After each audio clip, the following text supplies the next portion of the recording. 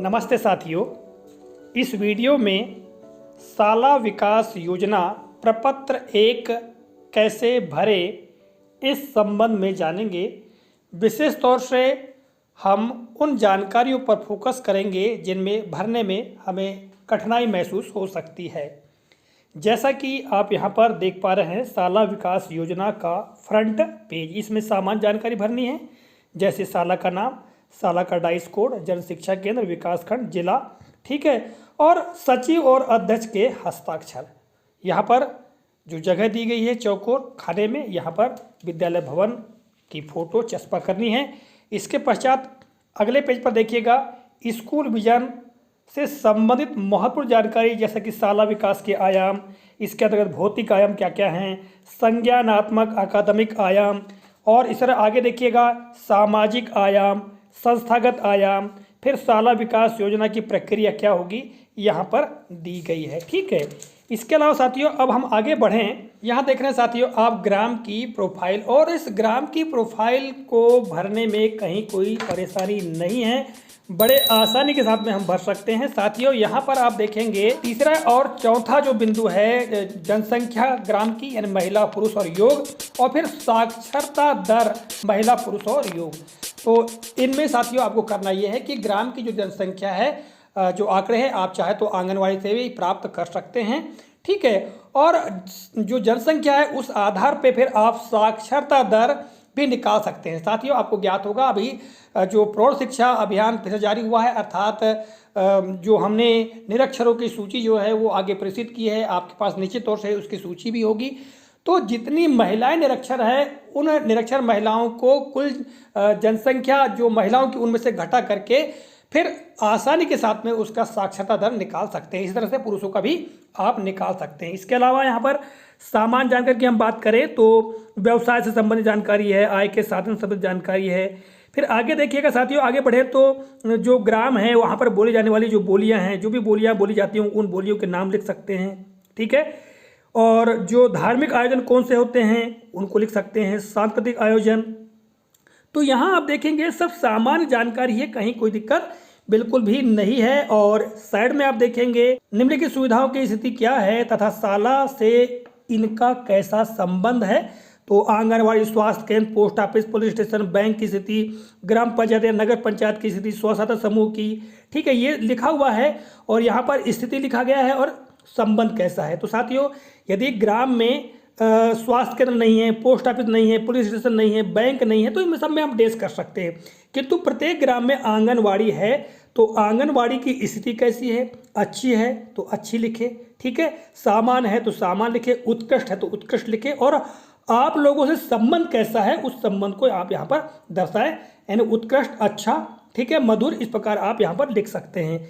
ठीक है, इसी तरह से साथियों पंचायत की हम बात करें, ठीक है, तो पंचायत से क्या संबंध है, क्योंकि प्रत्येक ग्राम किसी न किसी पंचायत में है, तो उसकी स्थिति कैसी है और आपसे संबंध कैसा है वो दर्शाना है। प्रसाद में स्व सहायता समूह की स्थिति कैसी है और आपसे संबंध कैसा, तालमेल कैसा है, इस संबंध में दर्शाना है। ठीक है, फिर बाकी सब सामान्य जानकारी यहाँ पर दी गई है। जिला मुख्यालय से दूरी, विकास खंड से दूरी, तो यहाँ पर हम ये सब जानकारी भर सकते हैं और नीचे प्रधान पाठक जो है उनके हस्ताक्षर और सील साइन हो जाएंगे। अगले प्रश्न पर हम चलते हैं। तो यहाँ देखिएगा शाला की प्रोफाइल। तो साथियों शाला की प्रोफाइल में सारी सामान्य जानकारियाँ हैं, यहाँ पर कहीं कोई दिक्कत नहीं है। ठीक है, शाला का नाम, शाला का डाइस कोड, शाला लगने का समय, भवन की स्थिति, शिक्षक कक्षों की संख्या, स्टाफ रूम है या नहीं, ये सब सारी जानकारियाँ हैं।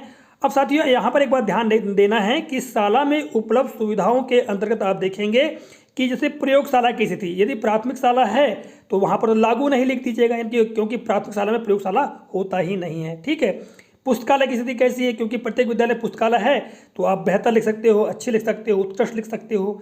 ठीक है, फिर कंप्यूटर, जहाँ कंप्यूटर हैं तो आप लिख सकते हैं उनकी स्थिति क्या है। ठीक है, या जहाँ अगर कंप्यूटर नहीं है या वहाँ पर व्यवस्था ही नहीं है तो आप लागू नहीं लिख सकते हैं।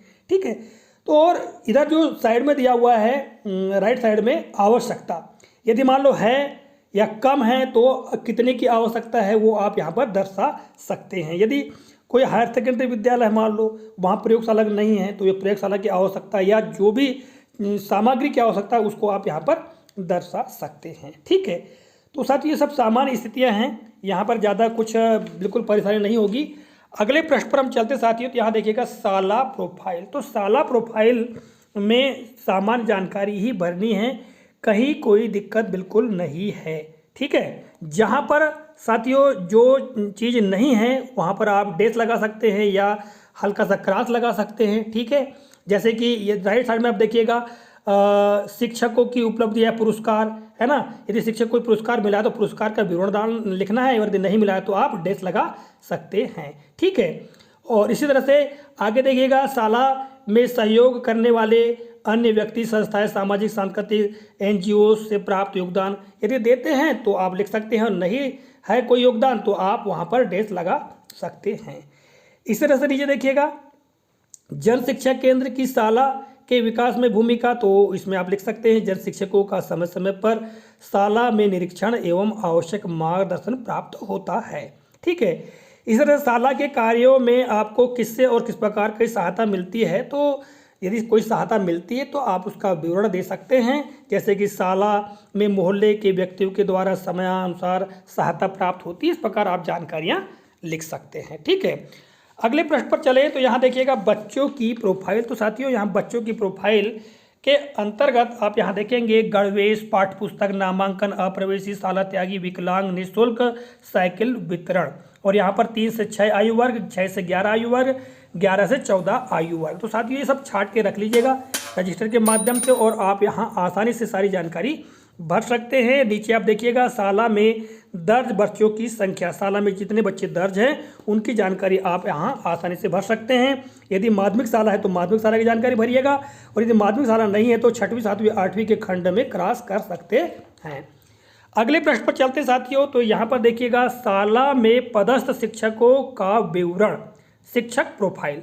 तो यहाँ भी सब सामान्य जानकारी है। ठीक है, आप अपनी जानकारी को आसानी से भर सकते हैं। फिर नीचे प्रोत्साहन योजनाओं की जानकारी। ठीक है, यहाँ पाठ्य पुस्तक, साइकिल, छात्रवृत्ति, विकलांग उपकरण, मध्याह्न भोजन, तो ये भी सब सामान्य जानकारी है, इसको भी आसानी से आप भर सकते हैं। और आगे देखिएगा साथियों शाला विकास के विभिन्न आयामों की स्थिति प्रपत्र 1, और यहाँ पर हमारे शिक्षक साथियों को कुछ दिक्कत हो सकती है। जैसा कि आप यहाँ पर देख पा रहे हैं कुल 4 खंड दिए गए हैं, क्रमांक, आयाम, वर्तमान स्थिति, चाही गई स्थिति, प्रस्तावित कार्य। तो देखिएगा यहाँ पर आयाम दिए गए हैं। ठीक है, संज्ञानात्मक आयाम, उसके नीचे सामाजिक आयाम, फिर तीसरे के अंतर्गत संस्थागत आयाम, और चौथे में देखिएगा भौतिक आयाम, अधोसंरचना, ये दिए गए हैं। ठीक है, और अगले प्रश्न पर हम देखेंगे तो यहाँ पर खेल का मैदान वगैरह के बारे में जानकारी दी गई है। ठीक है, तो यहाँ पर आप देखिएगा संज्ञानात्मक आयाम सीखने की स्थिति के अंतर्गत यहाँ पर 4 बिंदु दिए गए हैं, सीखने का वातावरण, सीखने के तरीके, सीखने के अवसर और मूल्यांकन का तरीका। वर्तमान स्थिति क्या है, आपके विद्यालय की वस्तु स्थिति, यानी जिस तरीके से आप बच्चों को जिस वातावरण में सिखा रहे हैं उसका विवरण यहाँ पर आपको देना है। सीखने के तरीके यानी बच्चे किन तरीकों से सीख रहे हैं, खेल खेल में सीख रहे हैं या गतिविधियों के माध्यम से सीख रहे हैं या सीधे आप कक्षा अध्यापन के माध्यम से सिखा रहे हैं, जो भी स्थिति है उसका विवरण यहाँ पर आप देंगे। फिर सीखने के कितने अवसर हैं, क्या पर्याप्त अवसर हैं या अपर्याप्त अवसर हैं। ठीक है, तो उसकी जानकारी यहाँ पर अंकित करेंगे। फिर मूल्यांकन किस तरीके से होता है, यानी मूल्यांकन करने का तरीका क्या है उस वर्तमान का, उसको आप यहाँ पर लिखेंगे। अब साथियों आपके विद्यालय के सीखने का वातावरण उचित है, यदि आपको सुधार की आवश्यकता नहीं है तो चाही गई स्थिति यानी प्रस्तावित कार्य में आप डेस लगा सकते हैं। यदि आप और भी वातावरण को सुधारना चाहते हैं तो आप यहाँ पर उसका विवरण दे सकते हैं। ठीक है, जैसे कि हम दे सकते हैं कि माता पिता का विशेष सहयोग प्राप्त हो या बड़े भाई बहनों का बच्चों के अध्यापन में सहयोग प्राप्त हो, इस प्रकार दे सकते हैं। सीखने के तरीके, यदि सीखने का तरीका है मान लो आप खेल खेल में नहीं सिखा रहे हैं या गतिविधियों के माध्यम से नहीं सिखा रहे हैं तो आप लिख सकते हैं यहाँ पर गतिविधियों के माध्यम से सिखाने का प्रयास किया जाएगा। ठीक है, फिर सीखने के अवसर कितने हैं, तो सीखने के अवसर से संबंधित यानी क्या स्थिति होनी चाहिए, यानी ग्राम स्तर पर ग्रामीणों के द्वारा प्रयास किए जाने चाहिए, गांव का माहौल सुधारना चाहिए, इस प्रकार की जानकारी आप यहाँ पर दे सकते हैं। मूल्यांकन से संबंधित कोई अगर सुधार की स्थिति है तो आप यहाँ पर लिख सकते हैं, अन्यथा डेस लगा सकते हैं। फिर सामाजिक आयाम में देखिएगा शिक्षक बालक संबंध, फिर बालक बालक संबंध, शिक्षक समाज संबंध और सामाजिक मूल्य। तो यहाँ पर वर्तमान स्थिति जो भी है, जैसे कि सौहार्दपूर्ण या मधुर संबंध लिख सकते हैं, ठीक है। फिर बालक बालक संबंध में आप अच्छा लिख सकते हैं, मधुर लिख सकते हैं। शिक्षक समाज यानी शिक्षक और समाज के मध्य कैसा संबंध है, अच्छा है, सामान्य है, उत्कृष्ट है ना, सौहार्दपूर्ण है या मधुर है, जो भी है स्थिति आप लिख सकते हैं। सामाजिक मूल्य कैसे हैं, ठीक है, इसके बारे में आप जानकारी दे सकते हैं। सामाजिक मूल्य का मतलब ये है कि एक अच्छे नागरिक बनने के लिए विद्यार्थियों में क्या होना चाहिए, उससे संबंधित जानकारी यहाँ पर आनी चाहिए, ठीक है। और जैसा कि चाही गई स्थिति का खंड है, इसमें यदि सुधार की स्थिति है तो सुधार से संबंधित जानकारी आप लिख सकते हैं, अन्यथा डेश कर सकते हैं। फिर संस्थागत आयाम के अंतर्गत देखिएगा, नियमित उपस्थिति, ठहराव, खेल, साहित्यिक सांस्कृतिक गतिविधियां, समुदाय से सहयोग की क्षमता, प्रबंधन, ये 5 बिंदु दिए गए हैं। और वर्तमान स्थिति क्या है इनके बारे में लिख सकते हैं। जैसे नियमित उपस्थिति, विद्यार्थियों की नियमित उपस्थिति यदि सही नहीं है तो आप लिख सकते हो सामान्य या खराब, जो भी स्थिति आप लिख सकते हैं, ठीक है। अब फिर उसको सुधारने के लिए आप क्या करेंगे, प्रस्तावित कार्य क्या है, ठीक है। जैसे यहाँ पर हम लिख सकते हैं कि शिक्षकों द्वारा पालकों से समय समय पर संपर्क करना या समय समय पर एसएमसी की बैठक का आयोजन करना, जो भी आप प्रस्तावित कार्य या जो स्थिति आप लाना चाहते हैं, उसके जो भी क्रियाकलाप करना चाहते हैं, उससे संबंधित जानकारी यहाँ पर आप लिख सकते हैं। ठहराव अर्थात विद्यार्थी का जो ठहराव है, विद्यालय में नामांकन तो हो गया, उनका ठहराव से संबंधित जानकारी आप यहाँ दे सकते हैं, ठीक है। और यदि कोई सुधार की स्थिति है तो फिर आप यहाँ पर सुधार की स्थिति दे सकते हैं। और इसी तरह से खेल, साहित्य, सांस्कृतिक गतिविधियों के बारे में, समुदाय से सहयोग के संबंध में यहाँ पर जानकारी आप दे सकते हैं। फिर चौथा बिंदु देखिएगा, अधोसंरचना अर्थात भौतिक आयाम से संबंधित जानकारी, शाला भवन की स्थिति कैसी है, मान लो जर्जर है तो आप जर्जर लिखिएगा। और फिर क्या करना है उसके लिए, प्रस्तावित कार्य क्या होगा, उसके लिए आप यहाँ पर लिख सकते हैं कि नए शाला भवन या अतिरिक्त कक्ष की आवश्यकता है। उसे तो क्या किया जाएगा, प्रस्ताव दिया जाएगा, एसएमसी का प्रस्ताव बना करके वरिष्ठ कार्यालय को प्रेषित किया जाएगा, इस प्रकार दे सकते हैं। प्रयोगशाला यहाँ पर दिया गया है, प्रयोगशाला प्राथमिक शाला या माध्यमिक शाला में नहीं होता है तो यहाँ पर लिख सकते हैं आवश्यकता नहीं, और अगले खंड में डेश। पुस्तकालय बेहतर है तो बेहतर लिखिएगा, अगले खंड में डेश। यदि पुस्तकों की आवश्यकता है तो यहाँ पर आप लिखिएगा कुछ पुस्तकों की आवश्यकता, और पुस्तक यहाँ पर जो चाहे की स्थिति है इसमें आप दर्शा सकते हैं कि पुस्तक कहाँ से आएंगी, किस प्रकार से आएंगी। इसी तरह से जो अन्य यहाँ बिंदु दिए गए हैं, कंप्यूटर, अतिरिक्त कक्ष, किचन सेट, फर्नीचर, खेल सामग्री, इन सबके संबंध में जानकारी आप यहाँ पर लिख सकते हैं। और इस पेज में देखिएगा खेल का मैदान की स्थिति क्या है, ठीक है, बाउंड्री वॉल है या नहीं है, पेयजल, बालक बालिका हेतु पृथक पृथक शौचालय, रैंप एवं रेलिंग सहित विद्यालय का परिवेश, पर्यावरण, इन सबके संबंध में जानकारी आप यहाँ पर दे सकते हैं। इस पृष्ठ पर देखिएगा शाला विकास योजना यहाँ पर दी गई है, शाला का नाम, जनशिक्षा केंद्र का नाम, विकास खंड और जिला का नाम। और यहाँ पर वही साथियों पुनः दिया गया है संज्ञानात्मक स्थिति, सामाजिक आयाम, संस्थागत आयाम, भौतिक आयाम, ठीक है। और जो जानकारी पिछले खंडों में हमने अभी दिया है, जैसे कि आप यहाँ पर देख पा रहे हैं यहाँ पर, तो इनसे संबंधित जानकारी यहाँ पर हमको देनी है, ठीक है। तो यहाँ पर क्या जानकारी देनी है साथियों, यहाँ पर देखिएगा, यहाँ पर जो तीसरा खंड है प्रस्तावित गतिविधियाँ, अगर आपने पूर्व में दिया है कि सीखने का वातावरण सही नहीं है या सुधारने योग्य है, तब आपको प्रस्तावित गतिविधियाँ लिखनी होंगी कि क्या गतिविधि की जाएंगी ताकि सीखने का वातावरण सुधर सके। फिर उसका दायित्व किसका होगा, यानी उत्तरदायित्व कौन संभालेगा, ठीक है। निश्चित तौर से शिक्षक बंधु की जिम्मेदारी होगी।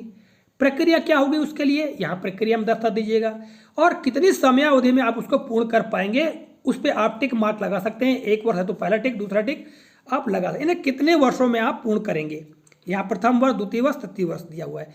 और रिमार्क में यदि कोई अतिरिक्त जानकारी आप लिखना चाहते हैं तो आप यहाँ पर लिख सकते हैं। यदि आपने पूर्व में प्रयास किया है तो पूर्व में प्रयास किया गया, इस संबंध में जानकारी आप यहाँ पर दे सकते हैं, ठीक है। सामाजिक आयाम में वही स्थिति है, संस्थागत आयाम में वही स्थिति है, भौतिक आयाम में वही स्थिति है। तो साथियों यहाँ पर आपको प्रस्तावित गतिविधियों में यदि कुछ अपूर्ण है या सुधार योग्य स्थिति है तो फिर प्रस्तावित गतिविधियाँ आपको यहाँ पर देनी होगी और इसके पश्चात उसका विवरण आगे देना होगा, ठीक है। और इस खंड में देखिएगा उसी संबंधित जानकारी है। फिर नीचे यहाँ पर हस्ताक्षर प्रधानाध्यापक, शाला प्रबंधन समिति के अध्यक्ष के हस्ताक्षर, फिर जन शिक्षक के हस्ताक्षर, ठीक है। और अगले प्रश्न में देखिएगा साथियों, शाला विकास योजना प्रपत्र 2, ठीक है। यहाँ पर सब सामान्य जानकारी है, शाला का नाम, डाइस कोड, ठीक है। बच्चों की दर्ज संख्या, ठीक, और फिर शिक्षकों की संख्या है। तो यहाँ पर कुछ विशेष कुछ है नहीं है, सब सामान्य जानकारी है, ठीक है। और नीचे देखिएगा साथियों, एक खंड दिया गया है, एक बिंदु, साला शिक्षा कोष में जमा कुल राशि रुपये, यानी अंतिम शेष जितना भी है आप उसको यहाँ पर लिख सकते हैं। नीचे जन शिक्षक के हस्ताक्षर, जन शिक्षक केंद्र प्रभारी के हस्ताक्षर, आप यहाँ स्वयं भी अपने सील लगा करके साइन कर सकते हैं, ठीक है। और साथियों अगले प्रश्न पर हम जाएं तो साथियों इस पेज में देखिएगा, ये विद्यालय की ग्रेडिंग से संबंधित यहाँ पर जानकारी है। यहाँ देखिए क्या क्या लिखा हुआ है कि बच्चों की निःशुल्क एवं अनिवार्य शिक्षा का अधिकार अधिनियम के अंतर्गत शाला का प्रकार, जिसमें वे सभी बिंदु जो आरटीआई के प्रावधानों को पूर्ण करते उन्हें हाँ लिखे, अन्यथा नहीं लिखे।